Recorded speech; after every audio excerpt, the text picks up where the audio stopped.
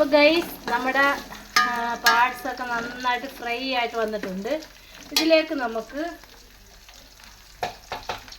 കുറച്ച് ഇഞ്ചി, പച്ചമുളക്, സവോള, വെളുത്തുള്ളി ഇതെല്ലാം കൂടെ നന്നായിട്ട് ചോപ്പ് ചെയ്ത് നമുക്ക് അതിനകത്തേക്ക് ആഡ് ചെയ്ത് കൊടുക്കാം. നമുക്ക് ഇളക്കിയും കൊടുക്കാം ഗൈസ്.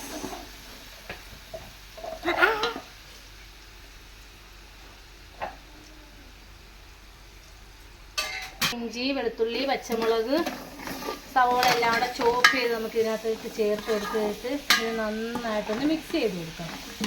ഈ സവോളയൊക്കെ ഈ എണ്ണയിൽ നന്നായിട്ടൊന്ന് വരണ്ട് വരട്ടെ.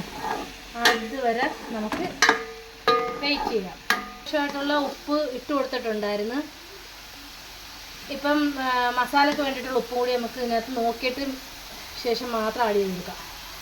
അപ്പോൾ ഗൈസ് നമ്മുടെ സവോളയൊക്കെ ഈ പാർട്സിൻ്റെ കൂടെ കിടന്ന് നന്നായിട്ട് വഴണ്ട് വന്നിട്ടുണ്ട്.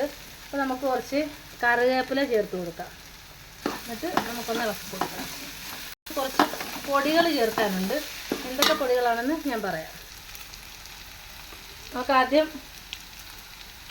കുറച്ച് മുളക് പൊടി ഇട്ട് കൊടുക്കാം. 2 സ്പൂൺ മുളക് പൊടി ഇട്ട് കൊടുത്തിട്ടുണ്ട്.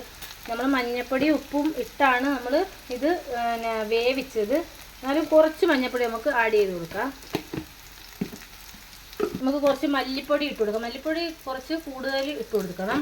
കുറച്ച് മീറ്റ് മസാല ഇട്ട് കൊടുക്കാം.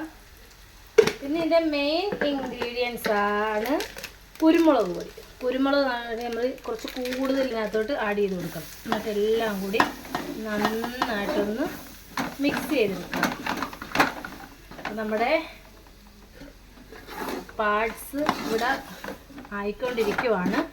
പാർട്സിനകത്ത് നന്നായിട്ട് മസാലയൊക്കെ പിടിച്ച് ഒന്ന് വരണ്ട് ഇതിനകത്ത് നിന്ന് എണ്ണ തെളിയുന്നത് വരെ നമ്മൾ വെയിറ്റ് ചെയ്യുക.